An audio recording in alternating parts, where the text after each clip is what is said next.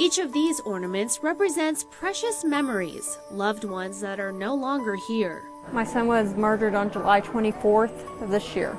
Kim Segali says every day for the past 5 months has been a struggle to get out of bed. It could happen to anybody. I never in a million years thought that this would happen to me. But Segali is not alone. This sanctuary filled with families all have something in common.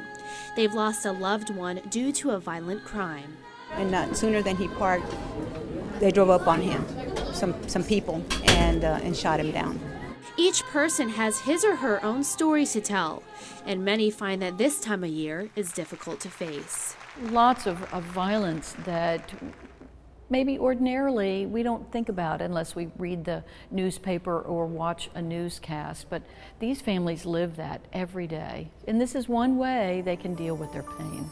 It is the Tree of Angels ceremony, which originated in Austin, Texas in 1991 and has since spread across the country.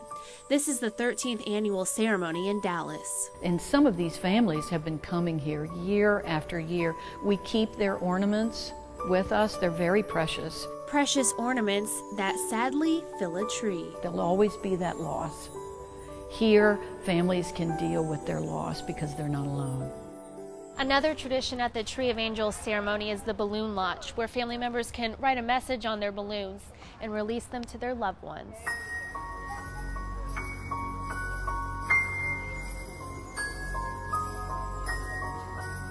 And then it says, Aaron, I will always love you, Mom. This is Thelma Gonzalez Ortega's 3rd year attending this ceremony.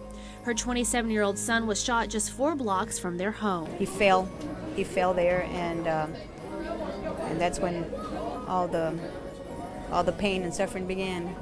Suffering that professional counselors say is inevitable. When violent crime hits your home, it really is like a tornado that just comes to your house and just devastates everything. But events like Tree of Angels are intended to help families overcome their losses, while also bringing the community together. Many law enforcement organizations come together as a crime victim council to plan these kinds of events.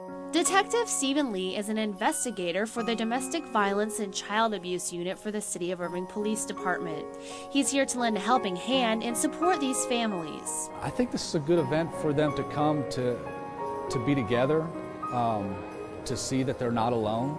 Also showing support from Irving is Heather Koval, a counselor for the Victim Services Unit. One of the things that we recommend as counselors to people who have gone through a tragic event like this is to find some new ways to deal with the holidays. The Tree of Angels can serve as that new tradition and also offer an additional support system. And I feel very much like I relate to them or they relate to me, and so I really look forward to it every year. But for others whose wound is a bit fresher, it is a stepping stone to moving forward. And I've got a whole trial I have to go through to be strong for, and I have to be a voice for him. A difficult journey is ahead for most of these families, but the Crime Victim Council of Dallas County and Irving's Victim Services Unit are here to help. We want them to be able to find ways to honor their loved one and still continue to celebrate with those that they have around them. Tree of Angels fills an ordinary tree with holiday love and hope, offering families a chance to recover from the horrific acts of violence that have turned their lives upside down. A community affair that will be here for years to come. We help families recover. We help families put pieces back together. Ashley Roberts for City Source.